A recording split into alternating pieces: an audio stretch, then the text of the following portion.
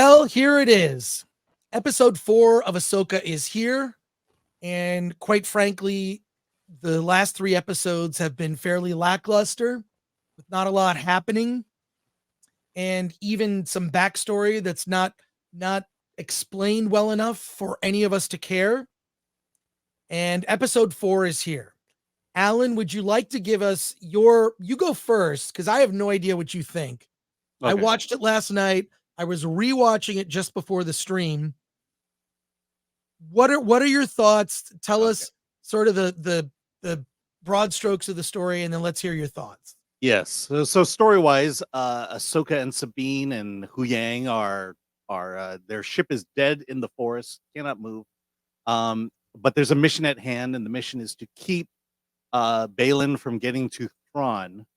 And so the plan is to go in and destroy the map. But Sabine reticent, because if they destroy the map, then they risk never finding Ezra forever, along with Thrawn. So apparently, Ezra and Thrawn have something in common, and they're together somewhere. That's what I'm picking up here.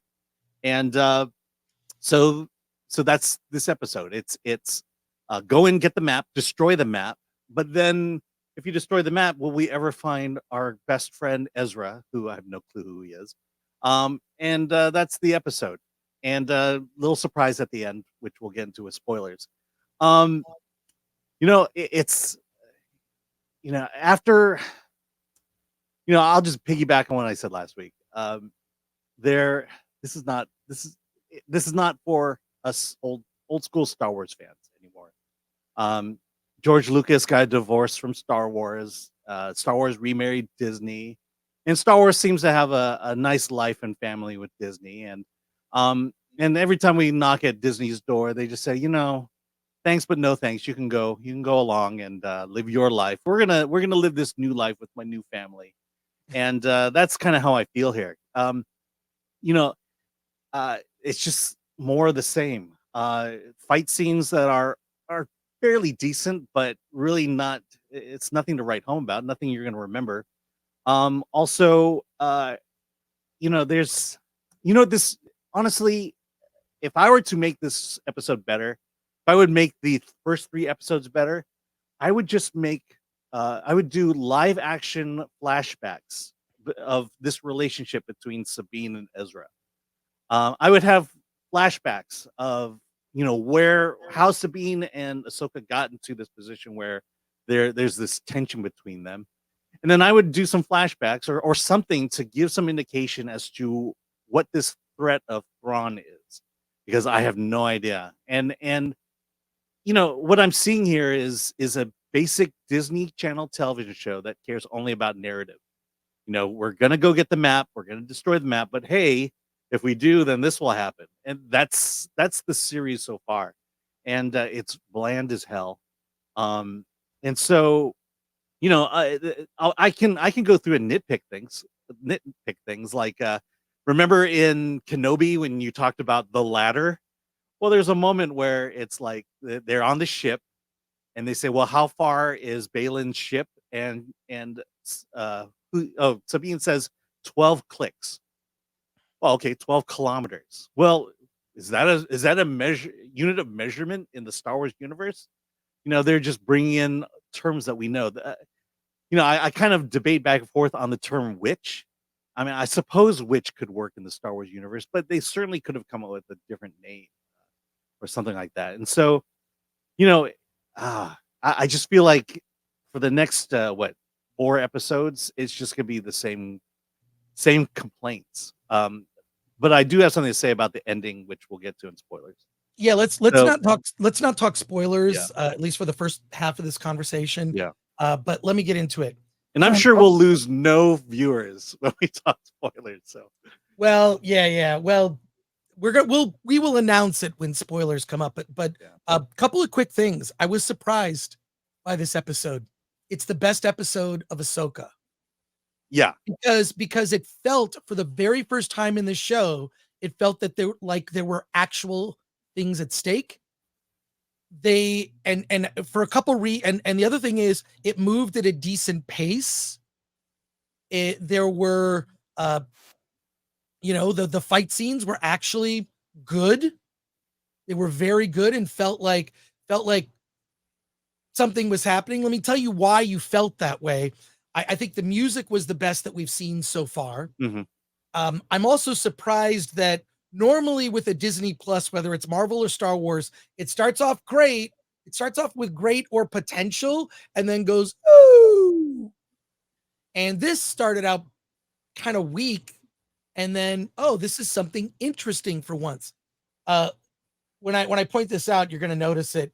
One of the things they did is what they would just do in a Star Wars movie, which is rather than lingering on and having long pauses, they actually hired someone to edit this like it was Star Wars. Mhm. And how do I know this? Because they kept cutting. There would be an action scene, an action scene involving Sabine trying to defend herself with a lightsaber. She's not as good at it as Ahsoka, and you're cutting away before we see what's happening. And every situation cut away before we got the answer that we wanted. So when you're cutting back and forth between two action sequences, you'll see like they're cutting it off right at a crucial moment when you want to see something happen. That's a good thing. That actually makes things move along more quickly. And I thought that there was at least some effort put in. And I like the score in this episode because it kind of leaned into a bit of the samurai roots that I believe that Ahsoka was inspired by. I feel like the character was inspired by obviously samurai films of Akira Kurosawa. And so they leaned into it with regard to music and whatnot. So I also thought that the Balin confrontation with Ahsoka was also very good. They stopped to have conversations that meant something. The I guess I shouldn't get into it right now. I like even the robot on robot fight When they're punching each other in the face. I thought that it's something, because a lot of Ahsoka so far has been things that we've seen done better somewhere else in Star Wars. Mhm. And this for the first time was like, oh, they're actually doing some things that are different here. They're as they're going off, it's like stick together. And of course they don't do that. And that's maybe a trope of Star Wars is, the heroes are all together and normally as a trio. When they separate, things go wrong. So things go wrong and there were actual stakes, the uploading of the coordinates to get to Thrawn / Ezra, right? So I enjoyed this episode and I was surprised that I did. It was the best episode of the show so far. I still would say this. I still would say it's too little too late. I feel like normies have probably checked out. The people doing this are you and I, Alan, because the reason we're reviewing all the episodes of Ahsoka is because we ran a poll and you said you wanted us to do that. And so we're doing this for our viewers. This episode, I think, felt just the right length at 40 minutes. There was a short episode. I feel like you could have taken those first 3 episodes, added a little bit more backstory, and cut those first 3 episodes into one, maybe hour episode, and just have it move quickly. The director here is new. This is a different director. It was written by Dave Filoni, but directed by someone who I don't recognize. Would you mind looking up, Alan, who the director of this episode was? It's someone that I just don't recognize. So, Someone said they're involved with the Acolyte, but I'm not sure. Right. So I'll just say that I was pleasantly surprised that I liked it. It's 1 episode out of 8, folks. It's not going to save the show. And if you watch the first 3 episodes and you decided to check out, you're not even going to see this episode. I was surprised that I actually enjoyed. I felt something for these characters, in particular Sabine, because she's in an awkward position, kind of has some training, but not there yet. I feel like this would have been so much better if Sabine actually suffered consequences when I forget the name of the character. Shin Morgan. Oh, Shin. Yeah. Shin. Yeah. Shin, character of Shin, which some people refer to as a poodle. I don't get it. Is because of her hair? I don't get the poodle reference. It's probably because of her hair. Yeah, But well, Shin, she's kind of like the dog at Balin's side. yeah, she's small and she's an apprentice, but Oh, by the way, so you'll like this. The episode was directed by Peter Ramsey, who directed Rise of the Guardians from DreamWorks, and he directed Spider-Man Into the Spider-Verse. wow. Okay, so he was one of the directors because don't that Yeah. the Spider-Verse. Okay, well, no wonder this felt like a step up. It felt like there were actual stakes. Yeah, he I'll was bet one they of the directors, one of the three directors on Spider-Verse. on Spider-Verse, correct? Yeah, just look. I'm not telling you should watch Ahsoka. I'm saying this one episode. You could probably just jump right in and just watch this episode. It's a typical Star Wars situation, right? The ship's not working. They've got the robot who kind of has feelings. You could literally not watch the first 3 episodes, but I feel like all of this would have meant so much more if Sabine had lost an arm or a leg or been disfigured. Why do they not do this to female characters? Are female characters just Well, that's completely violence against women, and you can't have that on television. but if it's woman on woman violence, that's okay. If Shin was the one who inflicted, what if Shin just chopped off Sabine's legs and she somehow had to deal with having mechanical legs or she lost an arm, I mean, I feel like that would have been rather than this stupid thing that they keep doing in modern Star Wars and Disney Star Wars, which is someone gets stabbed in the gut and they live. That's not, if I don't think it's something that George Lucas would have done. He just would have chopped off an arm or a leg. That's what happens with lightsabers. Yeah. Well, I mean, that's the thing is in a big battle like that, this is probably the best battle of Ahsoka. And when it ends, there are no consequences for any of the characters. There's no consequences for having lost. There's no consequences for having won. But I like that they lost. Yeah. I guess Yeah, we should get into. I mean, I'll agree with you that this is the best one. But again, I'm still, if I were to sum it all up, this show should be a whole lot better. People, kids, adults, everyone deserves better storytelling, and this is very average to subpar storytelling. However, it's all narrative driven. There's they're having moral conflicts, but it doesn't really affect them personally. And again, that's why a battle like this needed to have some consequences for the losers. Well, I feel like first of all, they did lose. They didn't achieve the goal. Right. But right. But like you said, no one lost a hand. And I feel like that was a thing that it kind of worked, and it would give a motivation for Sabine it would give a motivation for Sabine to go after Shin. Now we're right. Now we're in spoiler territory. Yeah. So in any case, all I can say is this: I was surprised that finally there's an episode that I feel is worthwhile and at least reminds me of Star Wars that I've enjoyed in the past. Yeah. And specifically, it's because of the editing, the directing, and how the story was told in terms of just cutting away from key moments to go to other moments that are key moments with a ticking clock. It's the simple things that make good, at least a good film, good Star Wars. We know what the stakes are. The other thing that was really well done was the geography. We knew where things were and kind of where characters were. Yeah, it was 12 clicks away. Yeah, but what I mean is that you saw, you get to see. You have a sense of where things are. Yeah. You got a sense of where things are. You would not get that. Things were directed in a confusing way. This was extremely well done. And I will say this, just as coming from animation, so the director is one of the Spider-Verse directors, it doesn't surprise me because, I have such admiration for people who work in animation and animation directors like Brad Bird and whatnot. Like you're making a movie one frame at a time, effectively. You're putting pieces together. I believe that animation directors, for the most part, the good ones, are very thoughtful about thinking about what the audience needs to know, when they need to know it, and how it needs to be told. So it doesn't surprise me that the best episode is directed by someone who's kind of not really attached necessarily to Star Wars, but this is a director that now has been hired on the Acolytes. So Yeah, I mean, I I'll don't know how much definitely I care say about that show. I'll definitely say there's good things about episode 4 here that intrigue me.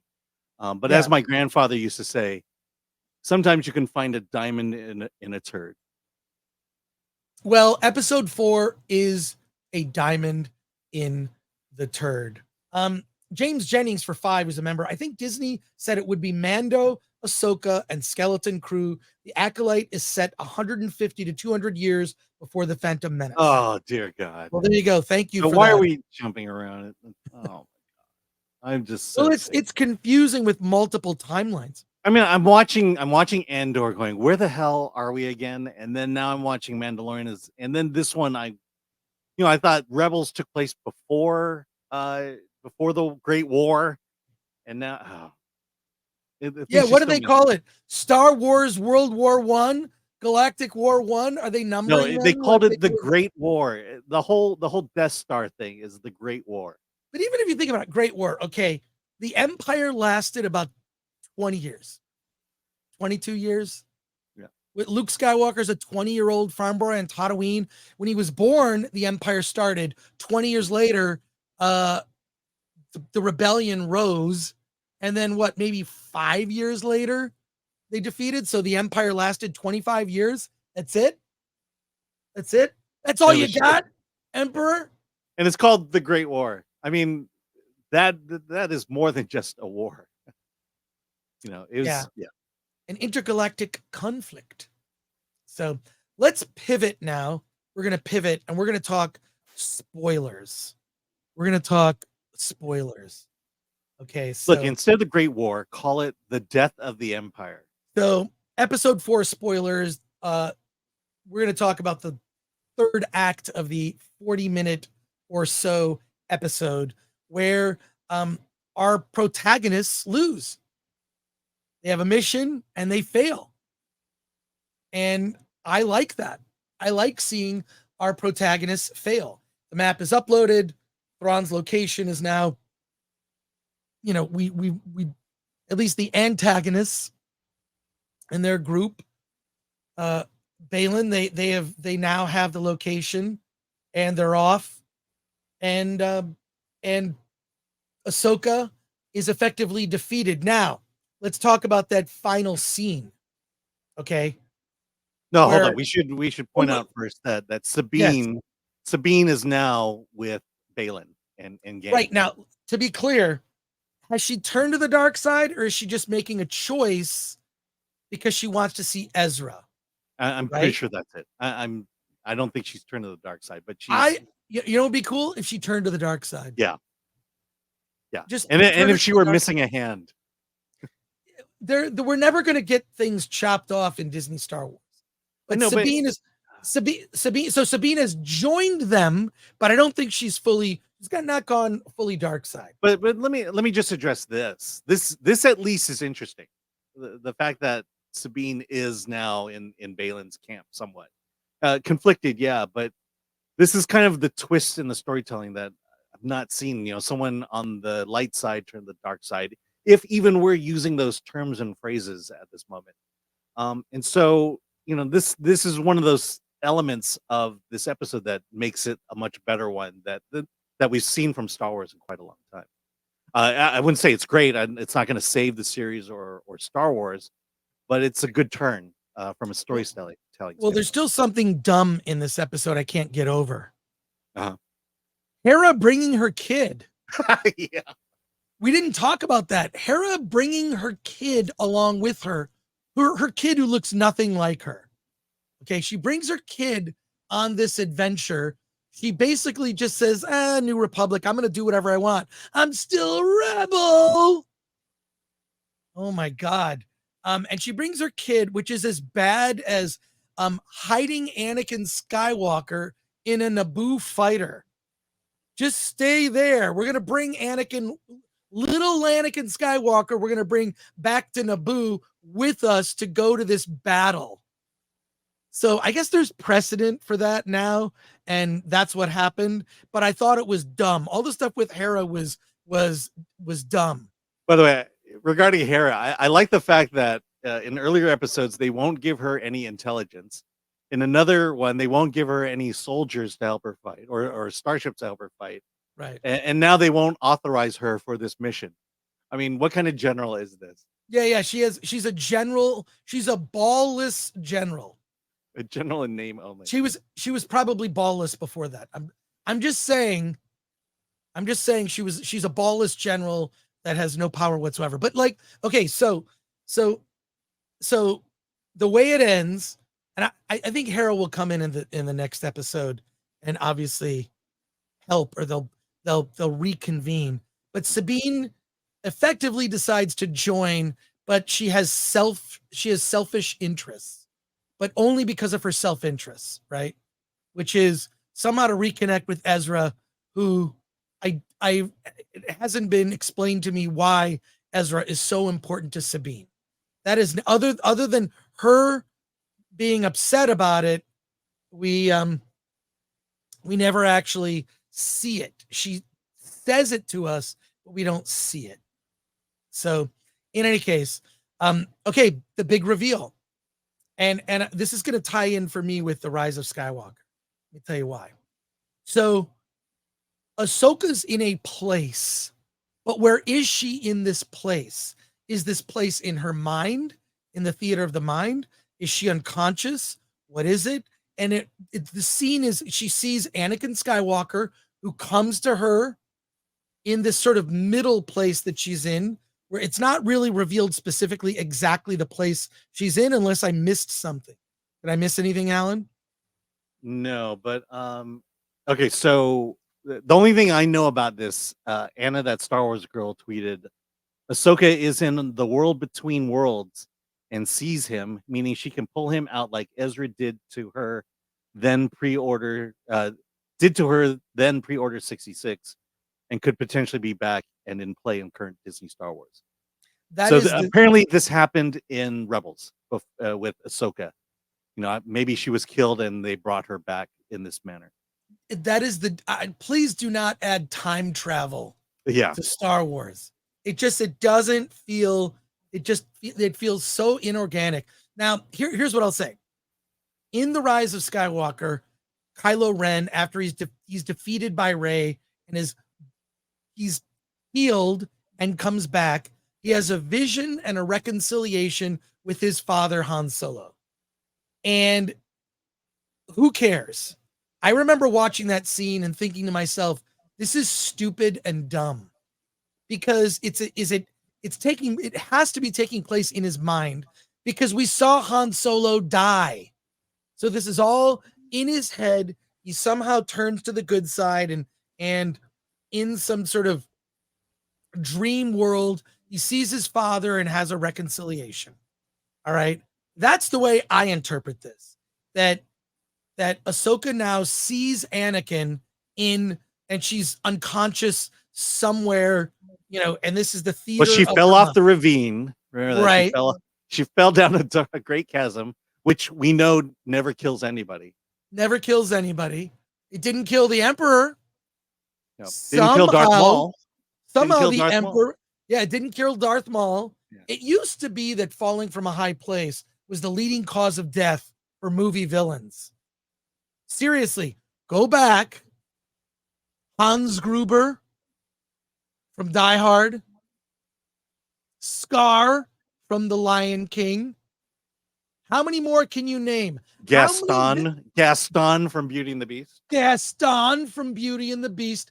Name, because it's a bloodless death, right? And it's also a death that the protagonist can also not be 100% responsible for. So it's the movie death that happens all the time. It killed Mace Windu, says Yumi in the movies.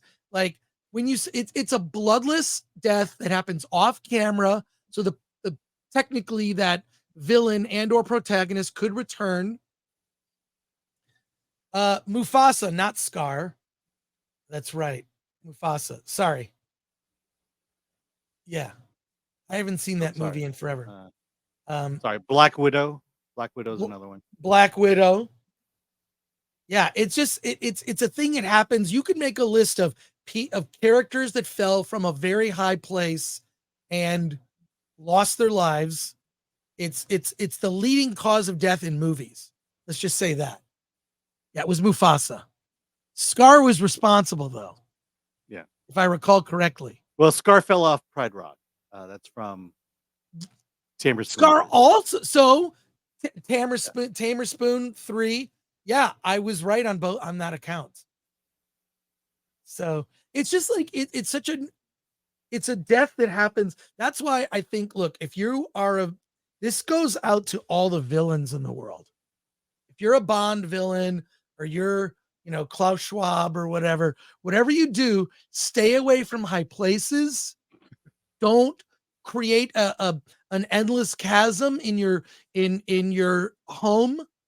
Make sure to stay on the first floor wherever you are, and you're going to avoid an untimely death. All right, but back to this. By the way, hold on. So let me ask you this then. What were you thinking when Ahsoka fell off the ravine? I'm thinking the TV show is called Ahsoka, and there are 4 episodes left, and she's not dead. That's what my immediate thought was. Yeah. So there's no teeth behind, like these lightsaber fights. There's no teeth. There's no consequences behind losing the battle at this point. That's why. Look, I would fight to chop off a limb or two. I would go full Sabine. I would go full Vader on her, where she's willing to give up her life. Mm-hmm. Getting stabbed there's no consequences to it anymore. Yeah. I don't understand when the what's her name? Shin stabs Sabine, why she just doesn't go and just do a circle. Yeah. You just kind of chop her in half. Darth Maul. Make it tickle, Make it tickle. You know how that is, Alan. You know how it is. I'm going to tickle you with my lightsaber. Yeah, it's not going to do anything. It's not going to do anything.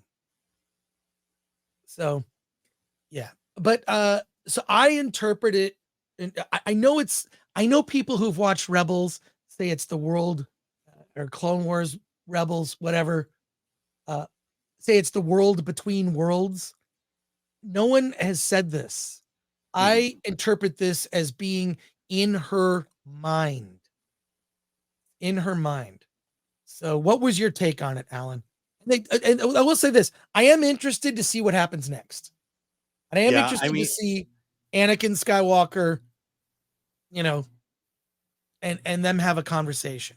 But I don't think it's going to go beyond that. I mean, I pretty much outlaid how I felt. It was like she fell over, and I'm like, well, she's not dead. In fact, and then when it cuts to this world between worlds, I'm like, okay, here we go. Then the reveal, and it's like, okay, I'm interested. Are we gonna say it? Yeah. I mean, Anakin shows up, Hayden Christensen, and in my mind, it was like, oh, this is gonna be great. And then immediately it said, but they're gonna screw it up. But I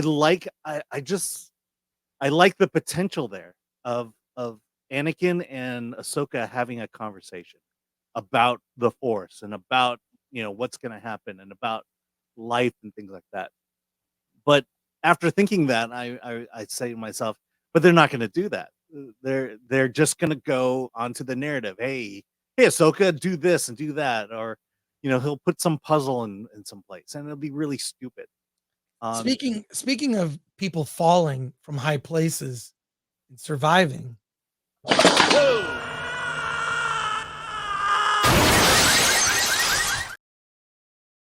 You survived that. Yeah.